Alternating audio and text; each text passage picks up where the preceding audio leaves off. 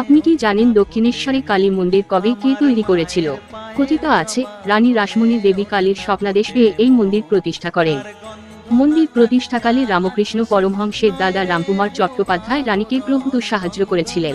রামকুমারী ছিলেন মন্দিরের প্রথম প্রধান পুরোহিত। 1857 থেকে 58 সালে কিশোর রামকৃষ্ণ পরমহংস এই মন্দিরে পূজার ভার গ্রহণ করেন। দক্ষিণেশ্বর কালীবাড়ি চত্বরে কালী মন্দির ছাড়াও একাধিক দেবদেবীর মন্দির রয়েছে। এটি টালিগঞ্জের বাবু রামনাথ মণ্ডল নির্মিত নবরত্ন মন্দিরের আদর্শে নির্মিত।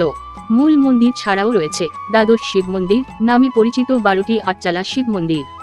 মন্দিরের উত্তরে রয়েছে শ্রী শ্রী রাধাকান্ত মন্দির নামে পরিচিত রাধাকৃষ্ণ মন্দির এবং মন্দিরের দক্ষিণে রয়েছে নাট মন্দির।